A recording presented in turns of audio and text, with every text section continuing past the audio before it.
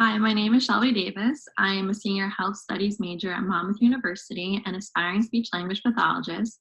I'm currently taking a leadership class, which has prepared me with an insight on the role of being an effective leader and how I can apply various leadership skills in my future career as an SLP. What types of leadership do I relate to best? I would have to say that I relate to two types of leadership that I've learned in class, known as servant leadership and transformational leadership, based on my experiences in various internships and organizations. How do I relate to servant leadership? As learned in class, servant leadership involves multiple characteristics such as listening to others, showing empathy, and building a team. I demonstrated these characteristics when I interned last year at Monmouth Medical Center's emergency department. I always listened to the patients and other healthcare professionals when they wanted to just talk or needed anything. I also always showed empathy when a family lost a loved one, just to sit by them and always make them feel like they weren't alone. I was given also the opportunity to work alongside other patient advocates to form ideas and collaborate together. Here's a picture of my internship at Monmouth Medical Center. As a patient advocate, I assisted nurses and patients in extremely fast-paced emergency room. I worked alongside other healthcare professionals and patient advocates, and I successfully handled stressful situations. What is transformational leadership and how do I relate to transformational leadership? According to the Norhaus textbook, transformational leadership involves characteristics such as being a role model in various settings, influencing others, and having strong moral values. I relate to transformational leadership from my various experiences that you're about to see. The first is the picture on the right when I led a cooking event in Florence, Italy. Three of my professional experiences also ties into transformational leadership.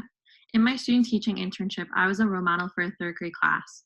Another professional experience is that I am a part of the Jewish organization on campus where my position is the program director and I influence other college students to join. I'm also reminded of the summer I was a camp counselor for 25 campers and helped them understand right from wrong. Why is higher education important? Well, it's important because it's the ability to choose a specific field that you are passionate about. For instance, I am very passionate to become a speech language pathologist, so I know that in order for me to get there, I need to have a higher education. I need 4 years, get a bachelor's degree, and then go to my master's. So, yes, is it costly? 100%, but it's definitely worth it to get to your end goal. Another factor why higher education is important is because of the opportunities are endless. All the benefits, knowing so many connections of who has this job, who has that job. So definitely having higher education will help you have the access to all those people. And thirdly, the most important, higher income. In order to live how a lot of us want to live, having a higher education, getting that job, and being financially stable will be very beneficial for many people. As we've discussed in class many times, there are many components of why people should have a good understanding of public health. For instance, perfect example is COVID-19. Public health officials have been doing an amazing job keeping the community updated of all the latest news related to COVID-19. Also, people should, know that public health officials help protect the health of the community. They educate the public of health conditions. They aid in detecting infectious diseases. They prevent chronic diseases, and they promote unhealthy lifestyles.